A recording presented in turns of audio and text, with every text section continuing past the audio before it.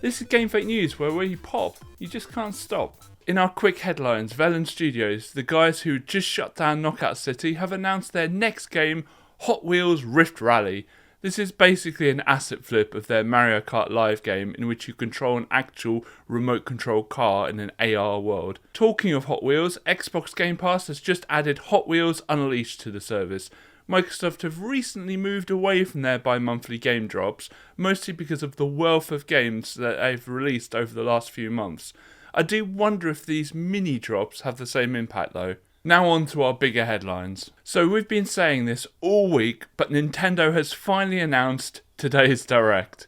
It will be a 40-minute presentation which will focus on games releasing in the first half of this year. Given that we already know about Zelda, Kirby, Bayonetta Origins, I'm surprised Nintendo have 40 minutes worth of more games to announce for this period. Predictions for the Direct include a pre-order drop for Tears of the Kingdom, including more details about the elusive game. We know that the title will include more verticality, but beyond that we know very little. Could this be when we finally understand what type of game this will be?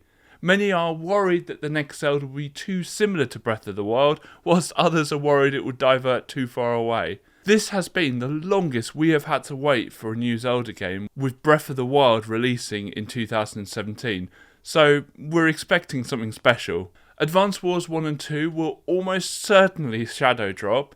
It's been hanging around in Nintendo's store cupboard for way too long now, and they need to just commit to releasing the remake. Beyond those two almost certain announcements, we enter the world of speculation with Metroid Prime and F-Zero coming out a lot in discussions.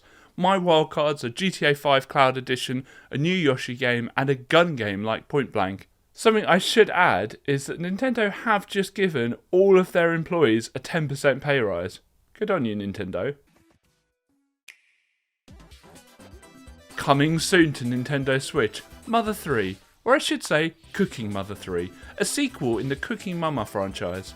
Atari have just released a collection of 10 of their classic games on special light-up cards. The games will work on the Atari 2600. We've seen these games before, each costing $100, but the 10-game set costs $1,000, and it will be the last chance for anyone to buy this limited edition run, which only has 100 copies. Missile Command, Centipede and Asteroids are probably the highlights of the titles, but I'm sure you'll disagree with me in the comments. In this world of digital and live service games, having physical carts with games on that do not rely on downloading updates or other online features is a very welcome thing. Having said that, my sweet spot for retro gaming is definitely the SNES. With generations before, they're not really holding much lasting appeal to me.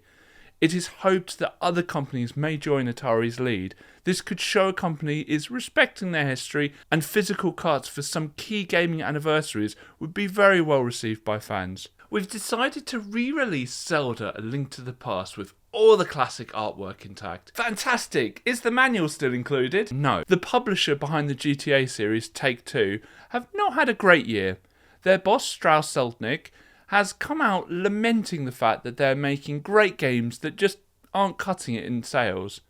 Marvel's Midnight Suns, PGA Tour 2K23 and New Tales of the Borderlands are the prime culprits behind these comments, and it's starting to open discussions within Take-Two of cutting costs. Strauss has acknowledged that there seems to be a wider apathy of console gamers at the moment, with players spending less across the platforms.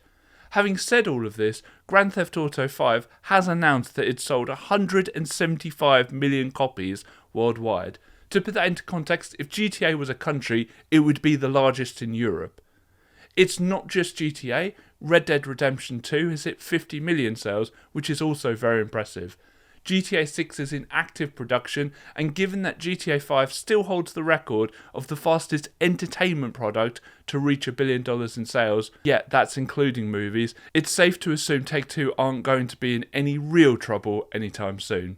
We're going to have to cut costs, and it needs to start now. Oh my goodness, what's happened, sir? Well, nothing. Business is great. It's just everyone else is doing it, and I was feeling a little bit left out. But you will never feel left out with GameF8 News. See us tomorrow and every tomorrow, unless the today is Friday, since I rest at weekends. Love and peach!